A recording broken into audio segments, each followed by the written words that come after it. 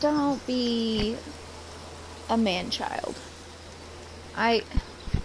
I will be whatever I want to be because I can. Okay. And I will support you on all your endeavors, but I will judge them. Anyway, welcome to the first tree, where I'm gonna start a new game, I guess. Like, I like the graphics so far.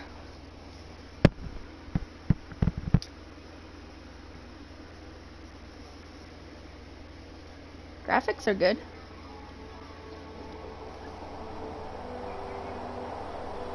I don't want to, like, talk over it. So pretty.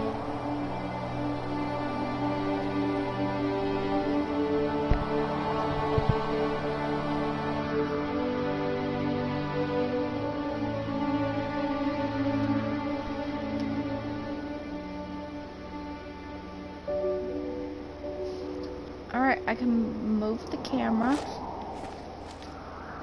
Okay. Are you awake? I thought I heard you get up. Yeah, I'm awake. Sorry, I just can't sleep. Are you thinking about him? Yeah, a bit. Usually get back to sleep, my love. I'm fine. No, it's okay. What else is on your mind? I don't know. It seems weird, but I had one of the most vivid dreams of my life. I saw a fox on a snowy mountain, just looking confused and worried. Those eyes.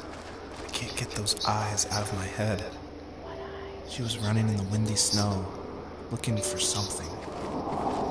Do you think it has to do with you and what's been going on? I don't know. I can double It was check. just a dream, Rachel. They're not meant to make sense. A lot's happened the past couple days, that's all. Well, if you're not going to sleep anyway, you should tell me. I want to hear. All right.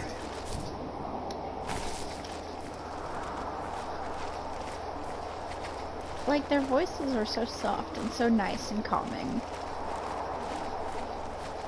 And I don't know what to do with that.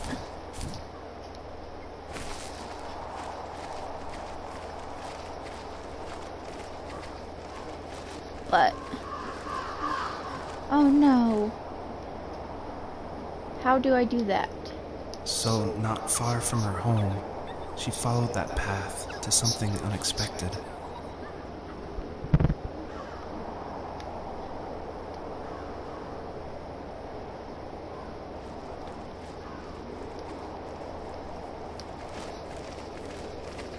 She couldn't stay, though. She had to find her other two children. So she took that path. She followed it towards something ancient. Something with answers. Oh boy. Something with answers. I hope they are happy answers. That's all I gotta say. You hope they are happy answers within the first 5 minutes a child dies. Come on now. I got two more. The fox looked high and low, searching for any sign of her cubs. Points of light showed the way to this ancient tree. It was as if each one had a story to tell, all their own. The land was trying to tell my story, too. I felt like I was right behind her the whole time.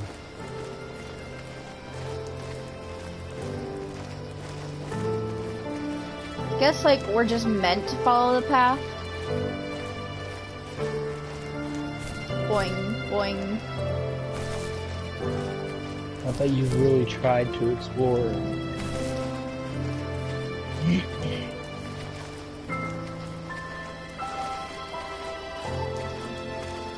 Well, it's a little bit better than what I saw in the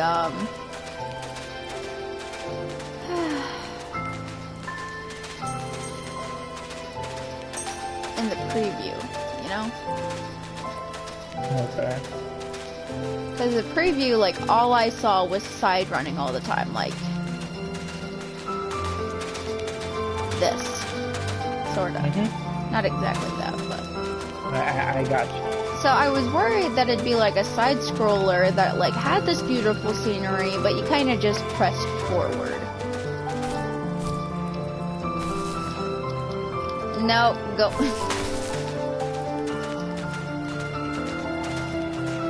Ooh, that one's a big one. Let me get these up here first. Bounce. Okay.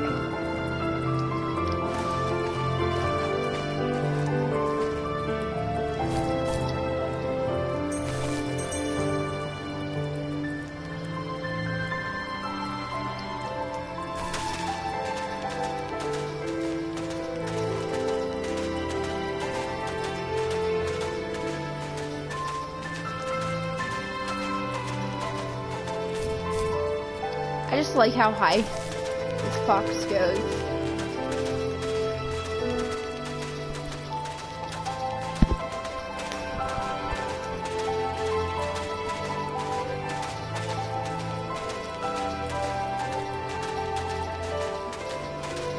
Like, the only complaint I have about you streaming is simply the lag.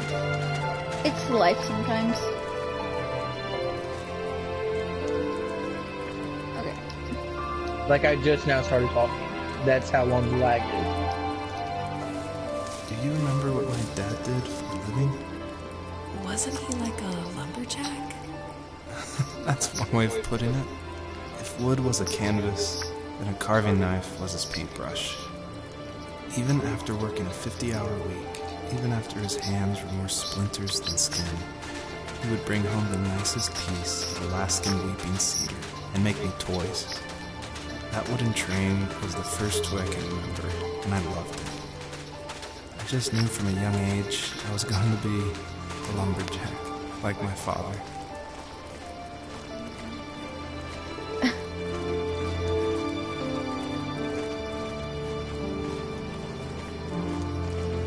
Oh my lord.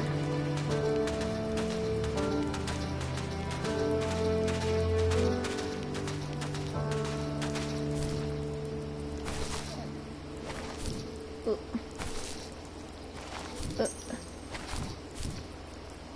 Oh, no, no. That's not working. Not the way I want it to, at least. Okay. Some over here.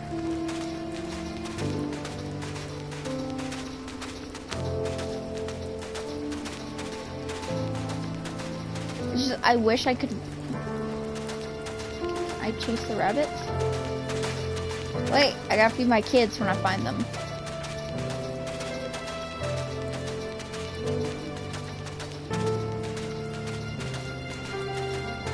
The music's really pretty. I got comments, okay? A lot of comments. Most of them are positive. I do have a negative comment, however. Which is? I move too slow. As a kid, did you ever do show and tell in your class? Yeah, I think I only did it once, when I was in the 4th grade. You know how my life was around then. I wanted to show my class what helped pass the time and distracted me. So I brought a dozen paper cranes I had made. I think I told everyone how badly I wanted to be a bird and fly, embarrassingly enough. Don't be embarrassed. Every kid wants to fly. For me, it was another toy from my dad, a wooden boat. I remember guarding it so carefully in my hands as I walked into class. When I sat down, a group of boys immediately made fun of it. They asked which trash can I found it in, or why an ugly log was my favorite toy. When I got up, I didn't even want to tell them my dad had carved it. I said it was a joke gift my friend had given me. Kids can be so cruel. Some of them are. I shouldn't have let them get to me, but it did. It's amazing we bounced back at all.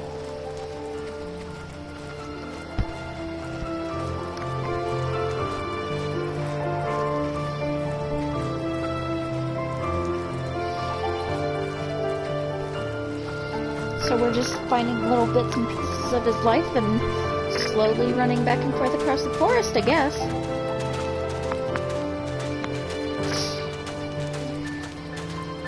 Also, where me babies at?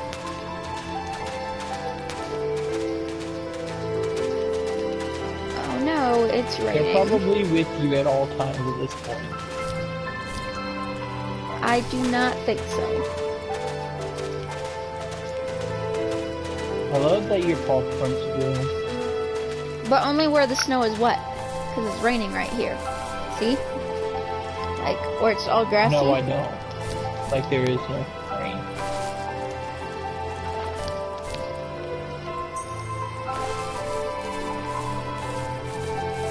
Ooh. Hey look, I can actually see rain.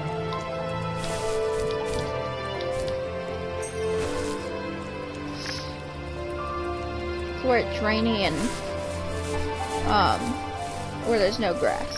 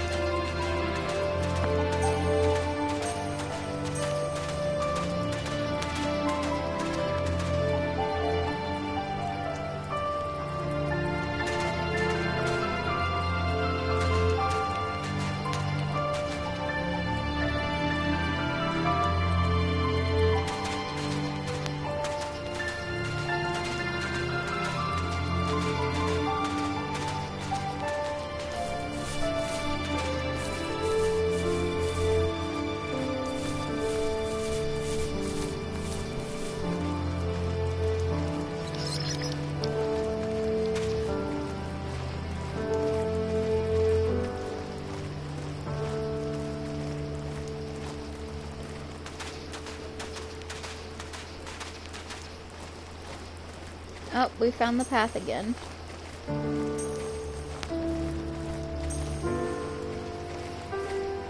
There's a lot of places for secrets.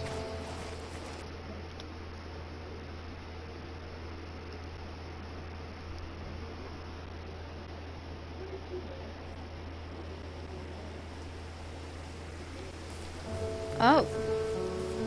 What is this? It's pretty. Well, it is. It's a memory, I think. Because I'm not allowed to run. Oh wait, yes I am. I'm pressing the wrong button. I'm just dumb.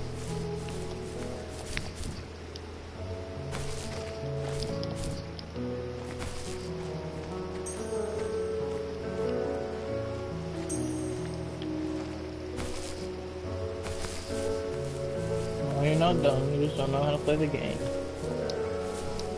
There is My no teenage tutorial. years were full of sketching, angst, and My trouble. point. I wasn't popular or unpopular. Maybe just forgettable. I guess that gave me a sense of freedom. So I hung out with crazy kids, doing crazy things, even though I mostly just watched the chaos ensue.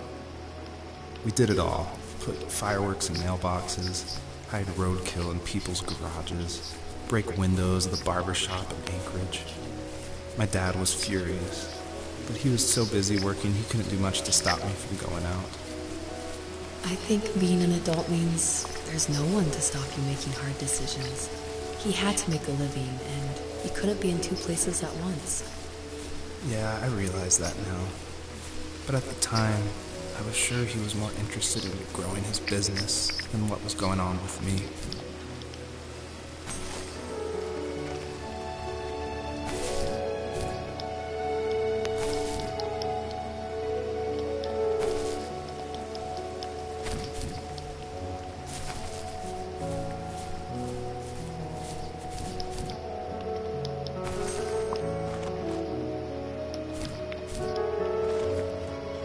Totally missed that one that was down there, but should probably go back to it now. We'll come back to this in a bit.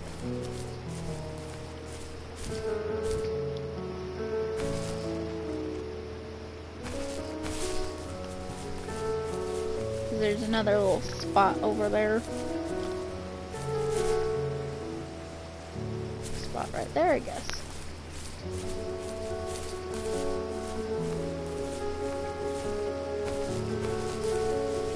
almost like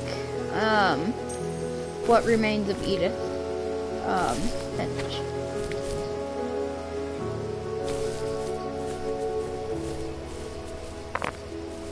Like, that was a good game. It was a story game, and I liked it very much.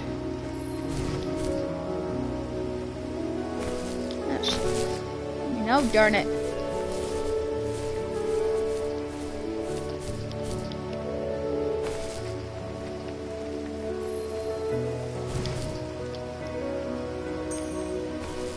Yay!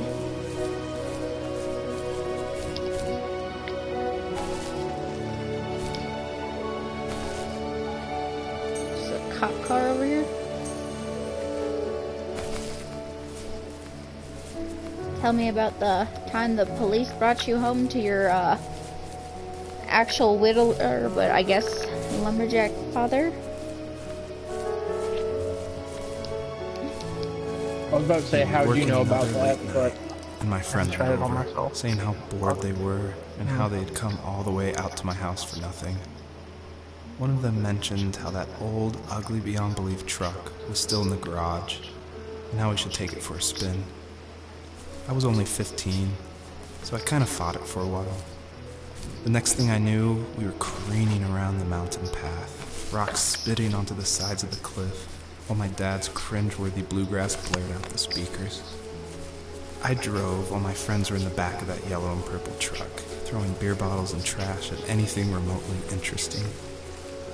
Felt like I was soaring in the air with borrowed wings. But all good things have endings.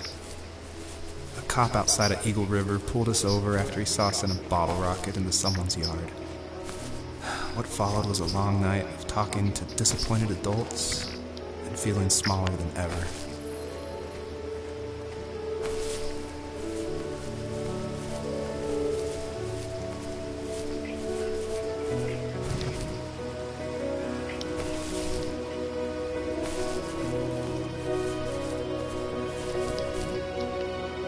Now we'll go through this tree thing.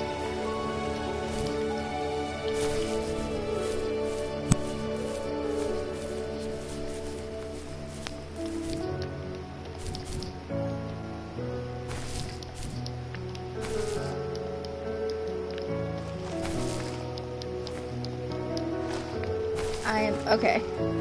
I got it stuck already. What a me move.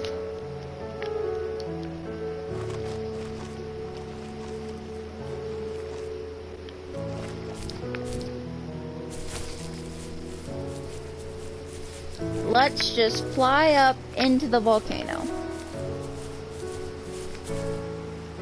Oh boy.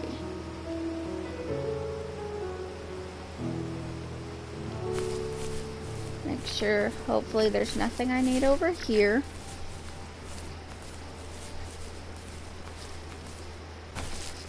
Nope, I guess not. I screwed up.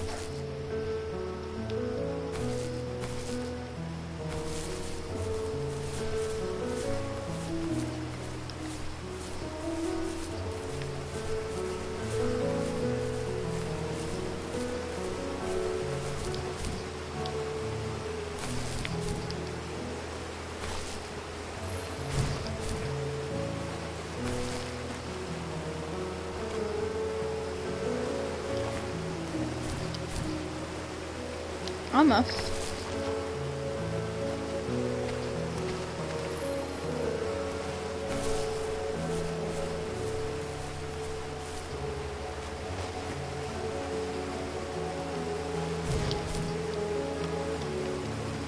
Damn it.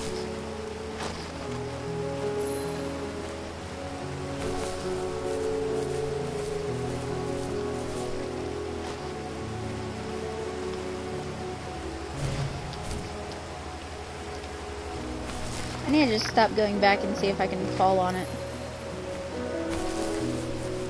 My depth perception is off, I guess.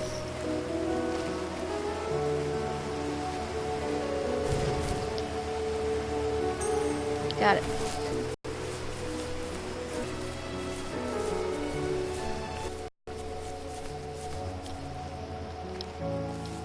After he drove me home from the police station, I blew up at him, saying how I never wanted to be like him, how I was gonna be scared eyes.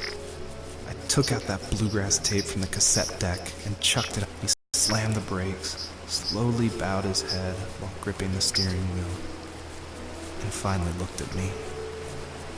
All he said, like it was a polite request, was, "Make this right." I sat there in silence, fuming, but I eventually got out and combed every square inch of the woods, muttering profanity after profanity. I found it 30 minutes later, near a small waterfall off the road. We got 2 people I now. went back to the truck, put the wet tape back in, and sure enough, it worked. We didn't speak another word to each other the rest of the night. Wow, I knew you were a crazy teenager, but It's hard to believe, isn't it? It surprises me too. It's like I didn't really know who that kid was back then. I bet my dad thought the same thing over and over. It's almost like he was saying, "Make this right," to himself, more than to me.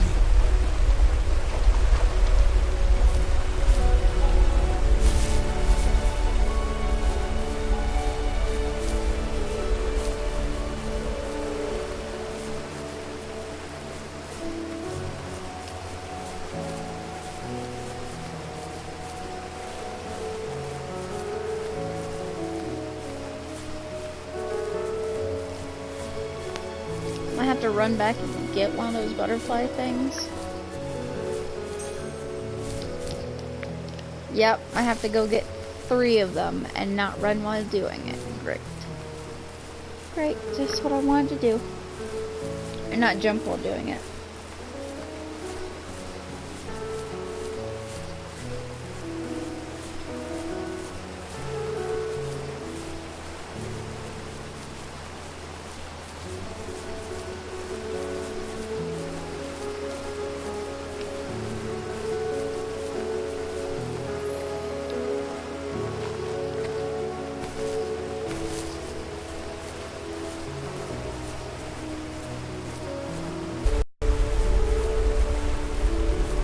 Which makes me want to run up and jump up on that truck, so I just might.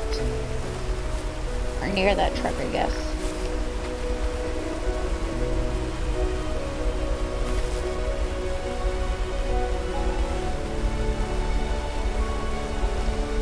How am I supposed to get up on this without using them?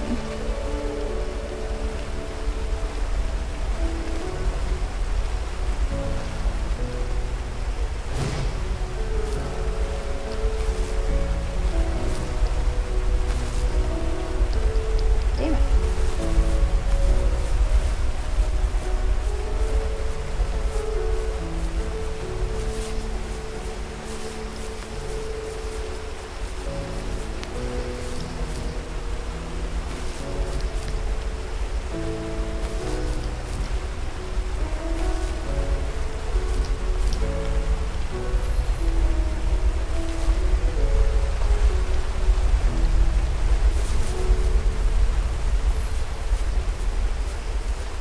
It's cool to see all the butterflies though. It's cute.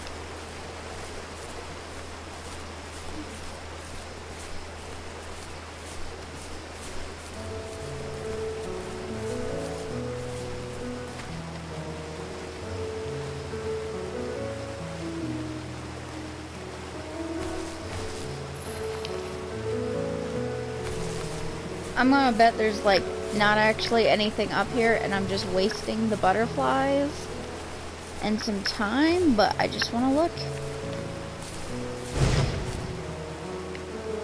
Oh, there is some stuff. Just 2 little sparkle thingies.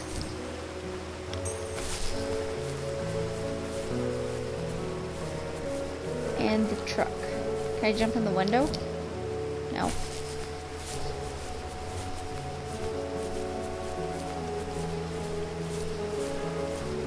Guess it wasn't completely a waste of time.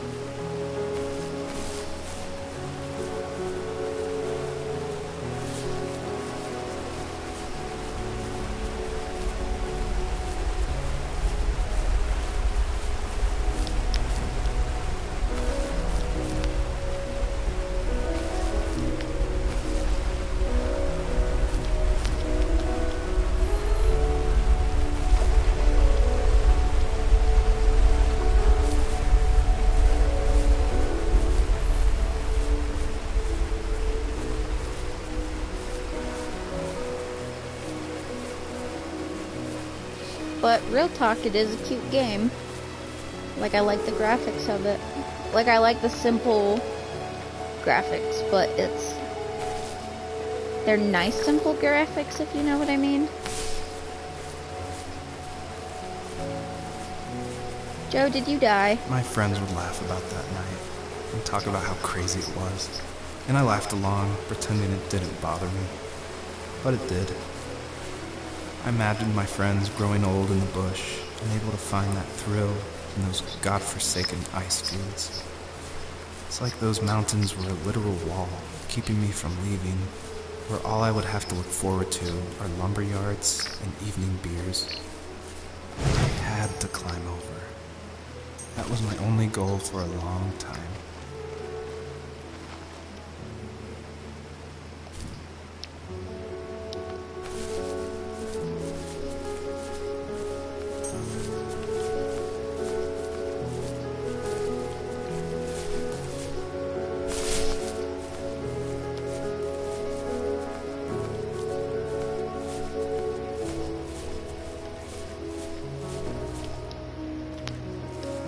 If there was some way I could take my love of drawing and turn it into a way of escape, nothing would make me happier. I wanted to create instead of tearing trees down. I wanted to move to the lower 48, not because I hated it there in Alaska. I hated the idea of it. It's like all of that spite inside me had created this monster which followed me around my whole teenage years. I put so much energy into doing what others didn't expect of me. Why did I do that? There's one fact you're forgetting, though. If you didn't have that fire in you, we probably would have never met. You're absolutely right. Maybe the destination is all that matters in the end. But then why am I awake? Why am I seeing this fox go on her journey? And why can't I stop thinking about my dad?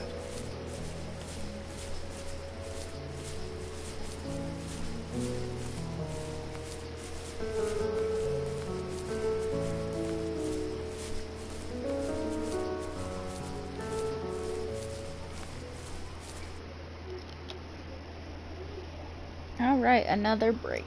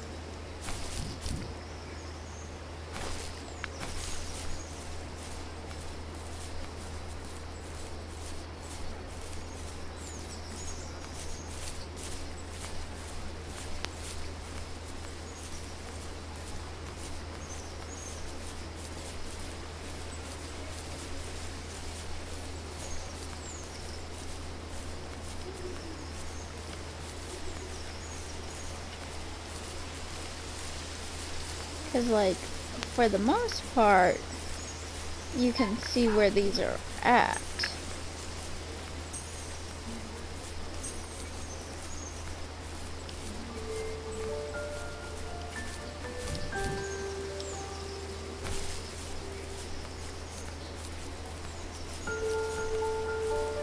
I'm gonna miss, like, a vital part of the story. Just blow right through it or something. My dad built a lot of stuff in his free time. If he wasn't watching fly fishing or reading Tom Clancy novels, he was carving something. He made tons of birdhouses. Not that he was into bird watching, but I think he really missed working and adding on to the home. If he couldn't afford the time to build onto our own house, he would have to settle with watching birds move into their little homes. We kept an old mattress in the bed of that ugly yellow truck, so we would drive it deep into the woods and then watch the birds fly into their houses while the sun set. Usually it was accompanied by venison jerky or cold Coke, but not a lot of talking. which is how we both liked it.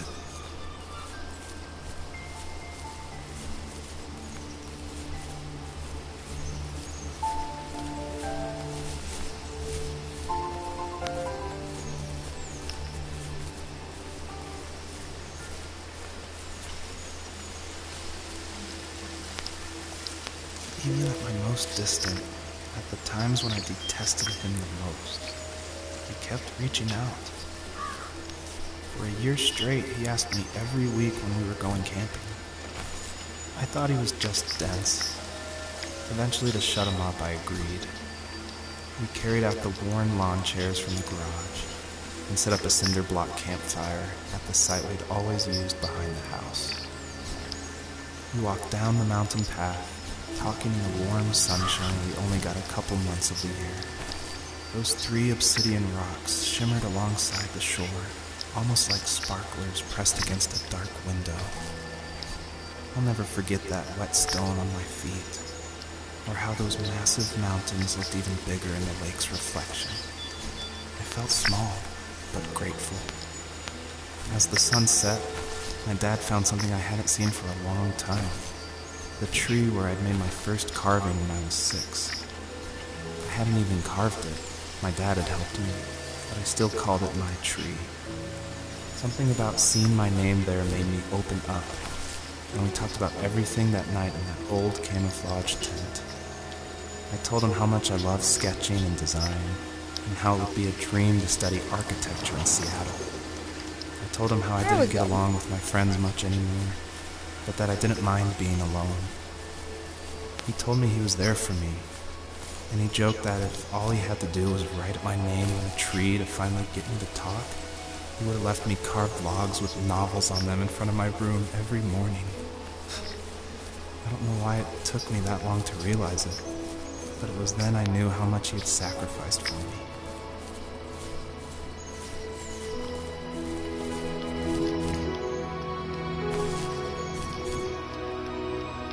Really sweet.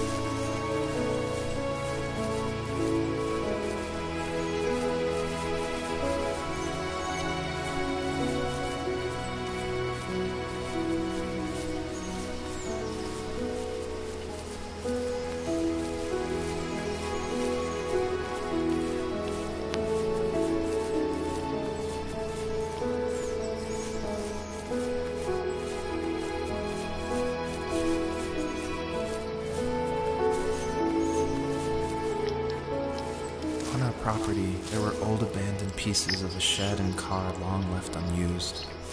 I used to ask him all the time who those people were that left all this junk, and I'm sure he got so tired of hearing it that he made up some elaborate stories how a brown bear ate them and haunted the woods afterwards.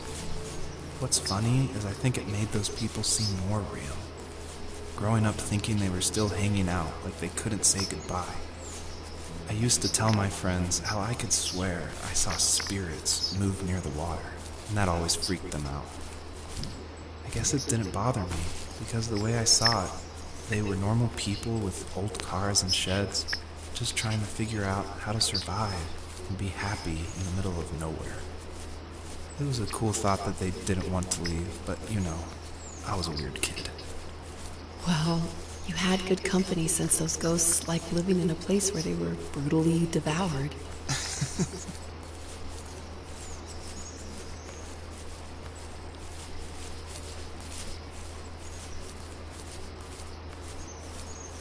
I gotta find the top of this thing.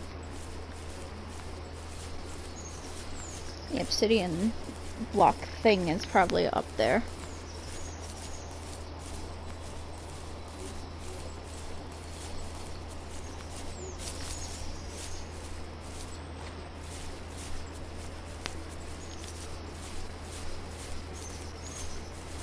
Here we go.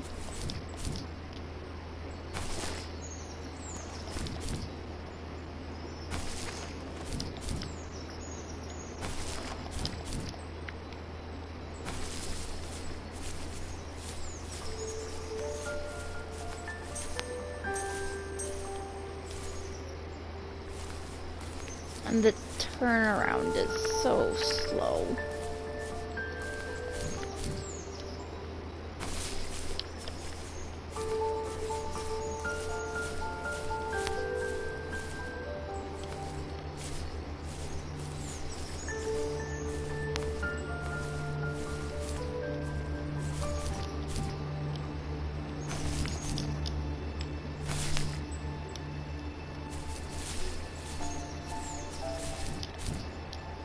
Little bullcrap mountain, mate.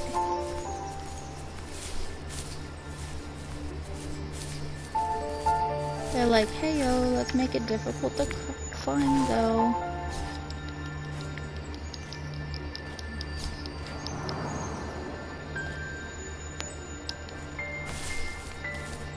Loot.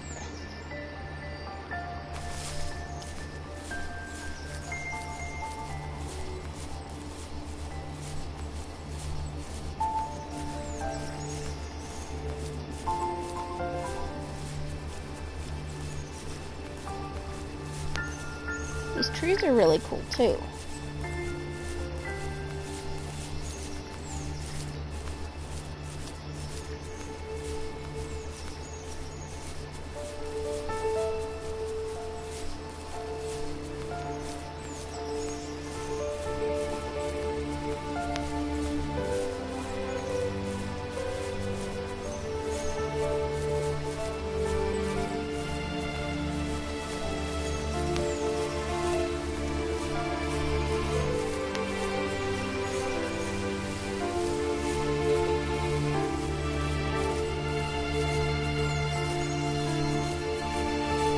I should have just made a circle, but no, I had to be difficult and make a gosh dang star.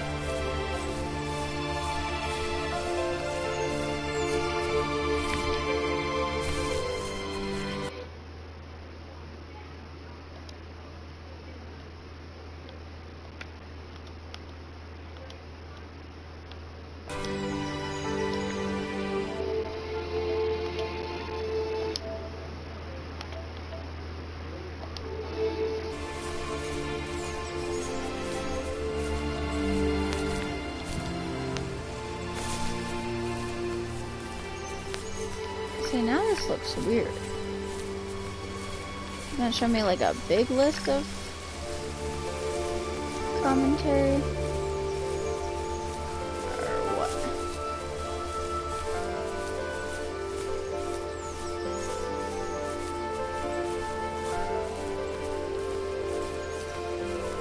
That's interesting.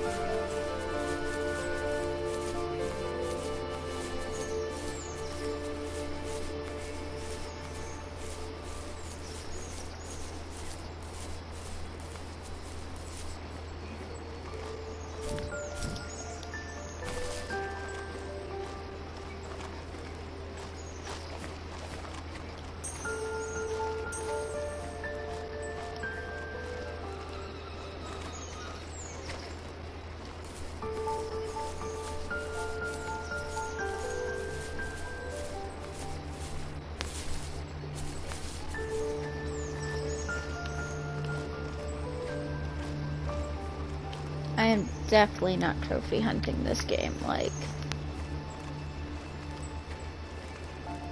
we ain't even that far in and it's already a load of bull. Shoot.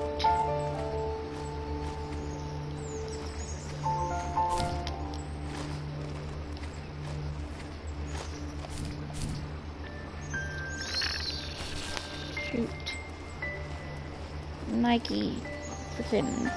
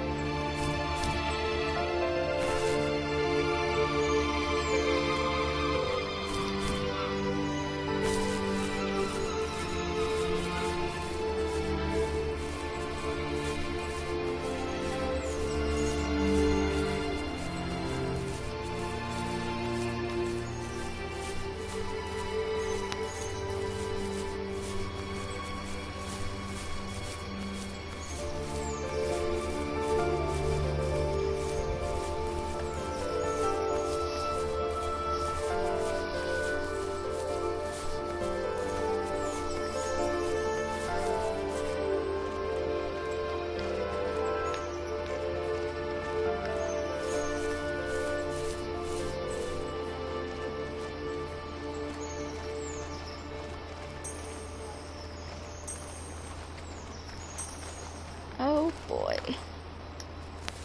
We were happiest underneath the evergreens. We decided it was time to finally map out the hundreds of acres we lived on just to pass the time during the summer. He was only free in the evenings, so I would spend the day wasting time on dial-up internet and sketching, and then we would rush into the woods, pen and map in hand, before evening fell. Sometimes the aurora borealis would cast a cold green glow on the mountainside, and we would finish our route underneath a twilight sky. Sometimes I was lonely during those summer days, but there was comfort in the routine. A lot of teenagers aren't looking for the daily grind, though. There's nothing wrong with wanting to get out, to leave your childhood home. You wanted to progress, to make something of yourself. Yeah, you're right. That house. I'm sure it's the same as how I left it. Then why does it feel so different? I doubt you're the only adult to have looked back and asked that question. She's just so comforting.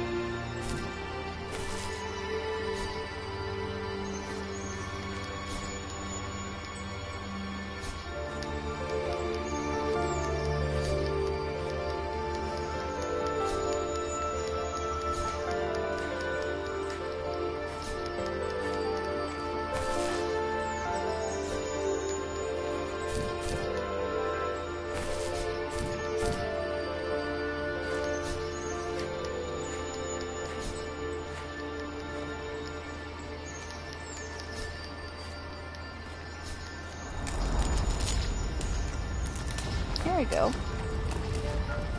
I don't know why that had to be so difficult, but you know, you do you, game, but why you gotta do me?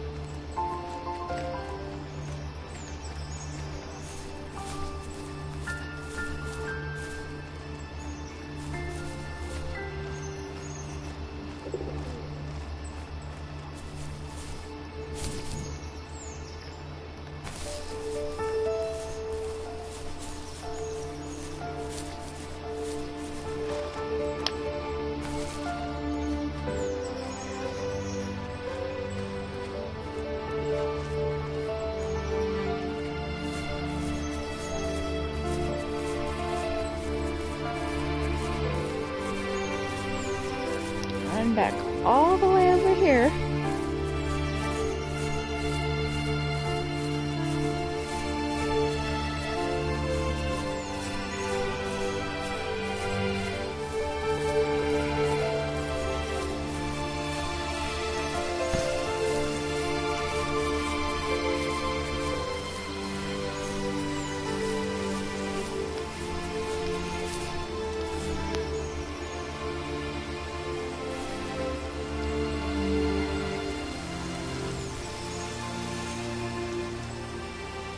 Fishing boat? And an arrow? Kinda curious. I'm just gonna go look.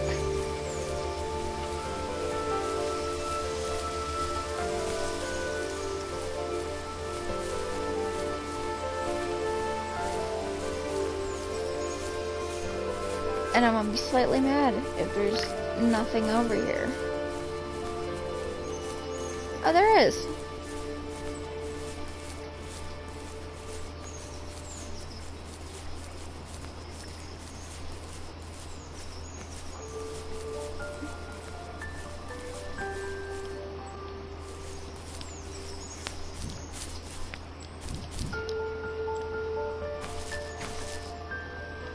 I'm on a boat.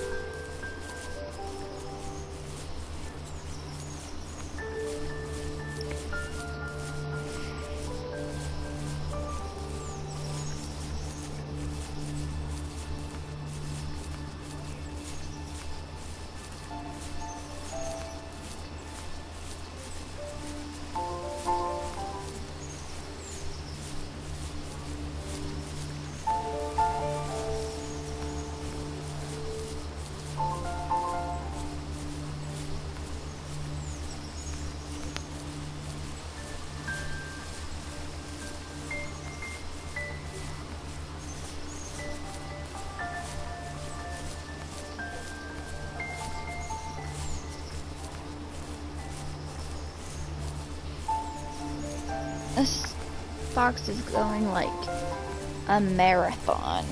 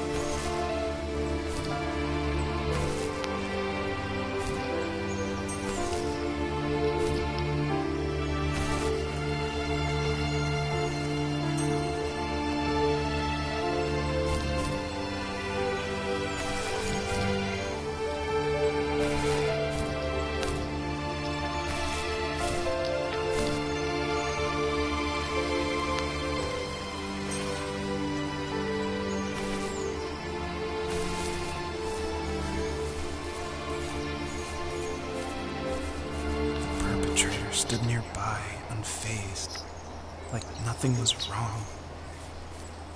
My dad is dead, and he's never coming back, Rachel. I can tell you these stories, but I can never reminisce with him again. He can never hold a grandchild that we'll probably never be able to have. I can never talk to him again, and I'll never be able to say I'm sorry for everything. Oh no. My poor baby.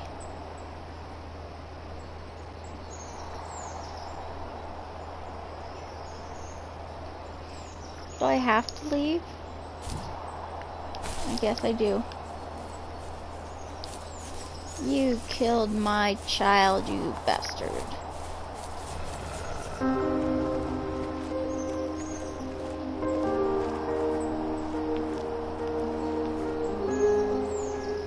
And this is where we will hold it, to hopefully be continued and finished tomorrow, because I feel like it's a really short game and I should not have spent the amount of money I did on it. So, have a good day. Drink water, take your meds, go to bed.